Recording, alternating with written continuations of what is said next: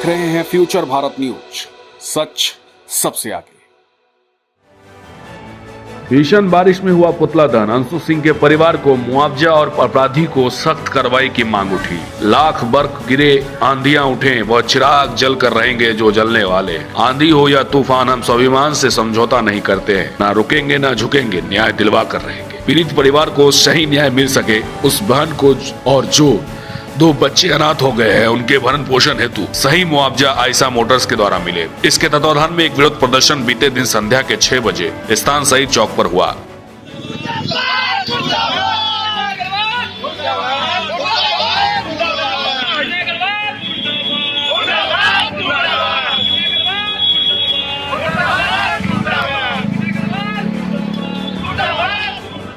जिसमें कि कई सामाजिक संगठन से विरोध प्रदर्शन के लिए लोग आए और कहा मजबूती से, जिसमें आने वाले समय में ऐसी कोई घटना हमारे कटिहार में घटित न हो और साथ ही पीड़ित परिवार को सही मुआवजा एवं न्याय मिल सके। इस प्रदर्शन में उपस्थित सत्यम सिंह राजपूत, संदीप चौबे, प्रताप सिंह मोनू, आरब सिंह के साथ कई गणमान्य व्यक्ति मौजूद रहे। कुमार अश्मित की रिपोर्ट।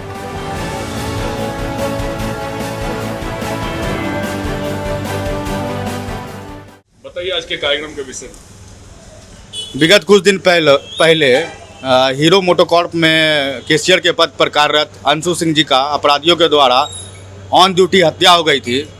हम लोगों का मांग था कि हम लोगों ने कंपनी से ये मांग किया था कि उनके दोनों बच्चों के नाम पे कुछ राशि भरण पोषण हेतु मुआवजे के रूप में दिया जाए, लेकिन जो उसके आयशा और आशीष मोटर के जो मालिक हैं वो उनके कान में जू तक नहीं रेंग रहा है। वो सोए हुए हैं, ना तो पीड़ित परिवार से बात करने की कोशिश कर रहे हैं, ना कोई मुआवजा देने की बात हो रही है और उनके माता पिता लाचार हैं, 2 बच्चे अनाथ हो गए हैं। उसी के तत्वाधान में आज हमारे कटिहार समाज के प्रति समर्पित लोग हैं, इस आंधी तूफान में भी आकर पुतला दहन किया है और हम इस पुतला दहन के माध्यम से उनको चेता देना चाहते हैं कि जब इस तरह के आंधी तूफान में हम लोग खड़े होकर पुतला दहन कर सकते हैं तो आने वाले समय में आपके साम्राज्य को हिला भी सकते हैं। इसलिए हम जल्द से जल्द मांग करते हैं कि उनको मुआवजा दें।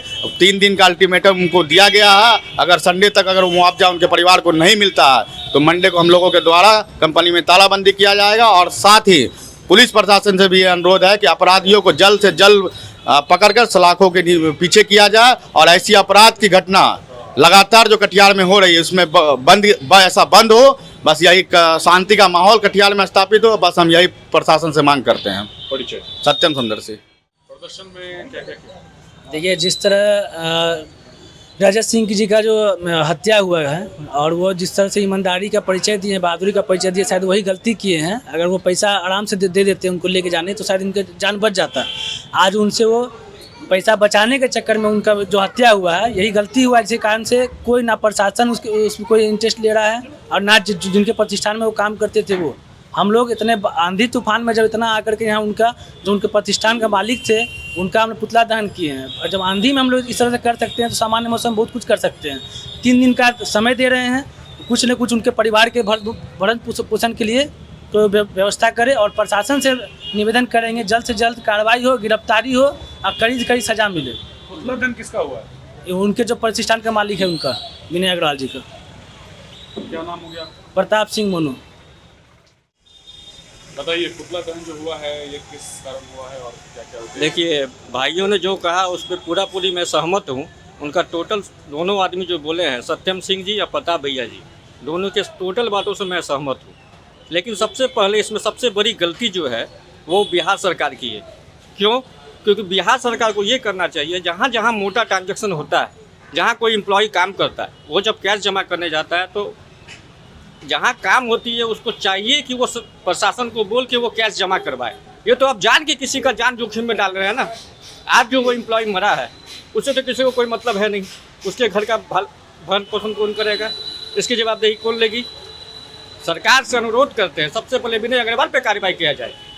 उन्होंने जान के ऐसा करवाया, ये बार बार ऐसा हो रहा है, क्यों हो रहा है? उसके पीछे कुछ तो रीजन होगा। और जो ये दुर्घटना कृत्य किए हैं उस पर तुरंत कार्रवाई हो और उनको अरेस्ट करके कुछ किया जाए। संदीप चौबे, जिला अध्यक्ष राष्ट्रीय ब्राह्मण महासंघ।